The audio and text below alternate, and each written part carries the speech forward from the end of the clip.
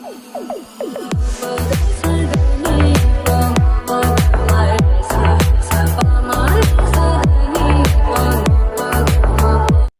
To our channel. இன்னைக்கு நம்ம என்ன பார்க்கணும், மீம் ஸ்டோரி சேனல்ல இருந்து இன்ஸ்டாகிராம் ரீல்ஸ் ஸ்கிரீன்ஷாட் ரோல் அந்த வீடியோ தான் பார்க்க போறோம். வாங்க வீடியோக்குள்ள போயிடலாம். Biryani let him cook now. பிரியாணில இருந்து ஆரம்பிக்குது. God damn right.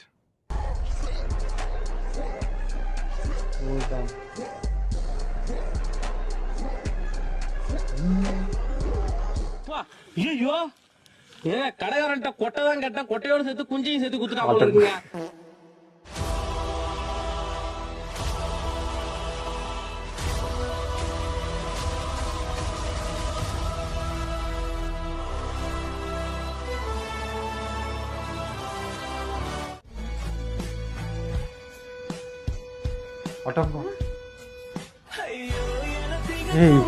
அவங்களுக்கு என்ன வயசா?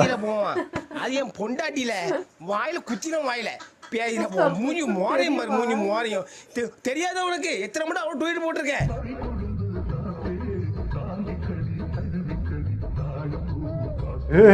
வாய போல பாதி 1 லிட்டர் பெட்ரோல் வாங்கி ஊத்துனா இந்த கட்டை எப்படி வேகும்னு பாக்குறியா?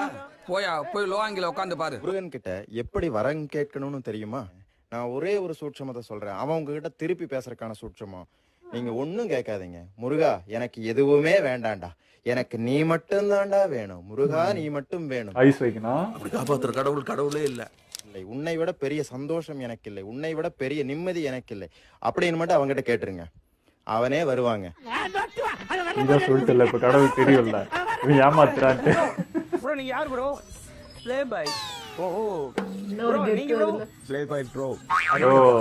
ப்ரோ நீங்க ப்ரோ ப்ரோ மேக்ஸா ப்ளே பாய் ப்ரோ மேக்ஸ். அதுல என்ன ப்ளே பாய் வேண்டி கிடக்குது அவனுக்கு? என்ன மரியாதை அவனுக்கு? அவனுக்கு நியாயமா எப்படி தெரியுமா வாழ்த்து சொல்லணும்? ஆம்பளை ஐட்டம் டே சீக்கிரம் செத்தோடிடா அப்படின்னு வாழ்த்து சொல்லணும். இவனை போய் எல்லாரும் கறிக்காக கேட்டிருக்கிறாங்க. அதுக்கப்புறம் தான் நம்ம விஜயை நம்மளோட காப்பகத்துக்கே கொண்டு வந்து பெர்மனண்டா விட்டுட்டாரு. அதுல இருந்து நம்ம விஜய் நம்ம காப்பகத்தோட பெர்மனன்ட் சிட்டிசன் ஆயிட்டான். என்னது? இளைய தளபதி விஜய் தாக்கப்பட்டாரா? நிஜமா போலீஸா?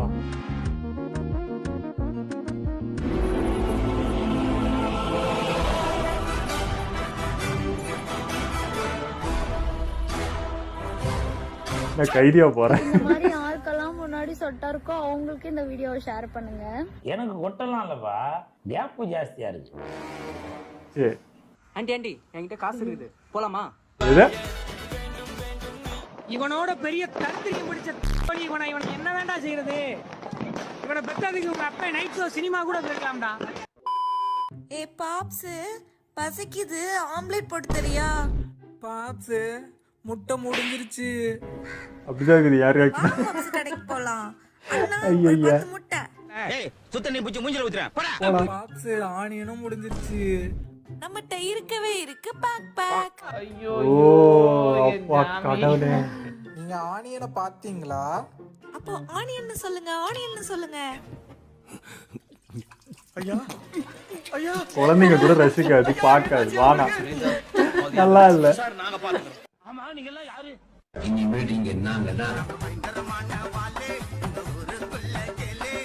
வெளியே போடா புல்லு.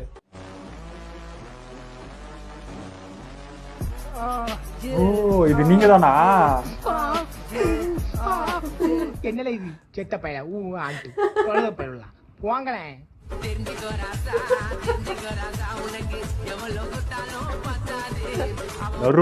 சாலையில அந்த ஓரத்துல நில்லு, இல்ல இந்த ஓரத்துல நில்லு. நீ நடுவால நின்னா லாரி அடிச்சு செத்து போயிருவா பாத்துக்க.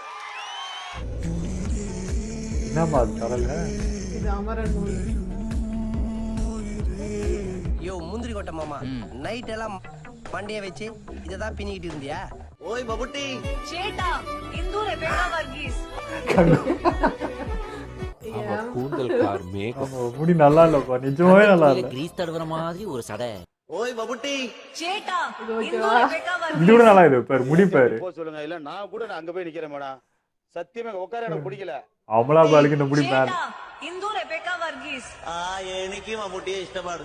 வெளியே வா, மம்பட்டி எடுத்து நடுமண்டு தொடக்கறியா?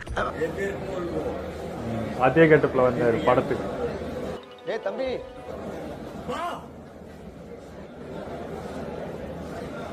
ஸ்க்ரீனை கிழிச்சிடா தம்பி.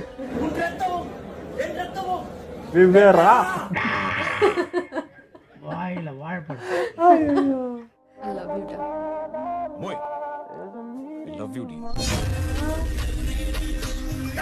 தலையெழுத்துடா தலையெழுத்து. எனக்கு தூங்கணும்ண்ணா. ஏன்டா அவன் வெயிட் பண்றானா? அதுக்கு நீ தூங்குறதுக்கு எனக்கு சம்பந்தம். அதான் நான் ட்ரீம்ல வருவா.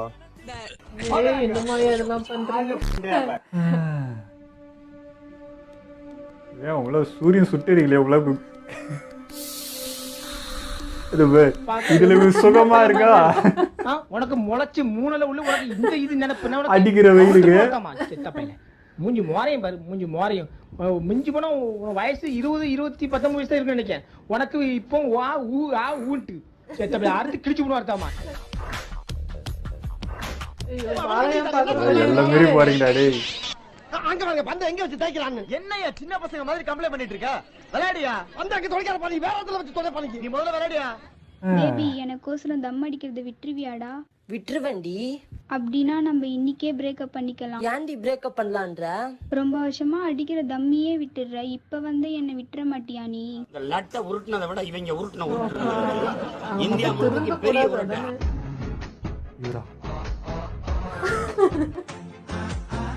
ஐயா அவர் ரொம்ப கடுப்பாயிருப்பாரு போல. சொன்னா அப்புறம் அவர் அசிங்கமா இருக்கலாம்.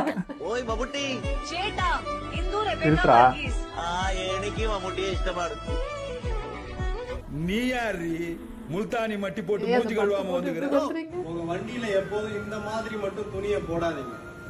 உள்ள என்னென்ன இருக்குன்னு அப்படியே வெளியில தெரியுற மாதிரி. நான் இதை வெறும் வண்டிக்காக மட்டும் சொல்றேன். ஒண்ணுமே தெரியல. என்னடா சொல்றீங்க? மூடிட்டு போனா உட்காருங்க ப்ரோ. 1008 டென்ஷன்ல இருக்கு. தப்பா எடுத்துக்காதீங்க. சரி விடு, தெரியல எனக்கு இது என்னன்னே புரியல. அப்புறம் சொல்றேன். அருமைடா அதுல போனா லாரி போக மாட்டேங்குதுடா.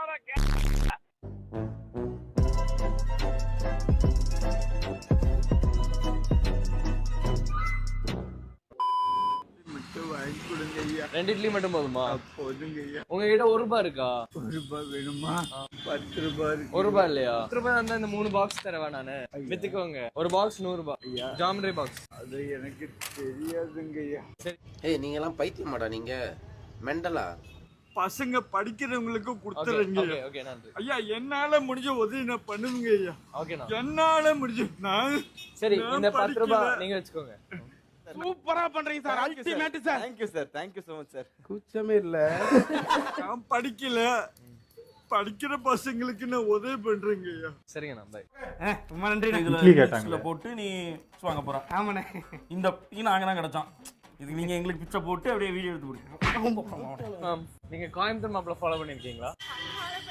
பண்ணிருக்கீங்களா? காமிங்க. பண்ணிருந்தா உங்களுக்கு ₹1000 மேம். இதுக்கெல்லாம் பேர் என்ன தெரியுமா? எச்ச. ஓகே நம்ம மேம் வந்து நம்மள ஃபாலோ பண்ணிருக்காங்க. Thank you so much. வெச்சுக்கோங்க. அரகல அரிசி வாங்க காசு இல்லாம அத்தை அல்லாடி நீ கேட்ட கரைக்கு ₹500. அறிவு கட்ட பஞ்சாயத்து. ப்ளீஸ் எனக்காக ப்ளீஸ் வெச்சுக்கோங்க. உங்க ஃப்ரெண்டுக்காக கொடுத்துக்கோங்க. லவ் யூ லவ் யூ வா. வாய் இழுக்கிறேன். உங்க அப்பன நீயும் ஒரே மாதிரி தான்டா. ஏய் மரியாதை உனக்கு என்னடா மரியாதை? இது வீடியோ சூப்பரா இருக்குன்னு கூட சொல்ல முடியலங்க. சிலதெல்லாம் வந்து காது கொடுத்து கேட்க முடியல, சிலது பார்க்கறதுக்கு சகிக்கல, அந்த மாதிரி தான் இருந்துச்சு. ஆனால் இன்னும் பாருங்க அந்த லவ் டயலாக்லாம் வந்து இன்னும் ஓல்டு ஸ்டைல் அதெல்லாம் போட்டு இன்னுமா பேசிட்டு இருக்காங்க அப்படிங்கிற மாதிரி இருந்துச்சு. மதுரமுத்து காமெடி அவரோடது கூட பரவாயில்ல போல இருக்கு. ஸோ அந்த மாதிரி ஸ்டைலெல்லாம் பேசி இன்னும் சிலர்லாம் வந்து கிரிஞ்சு பண்ணிட்டு இருக்காங்க.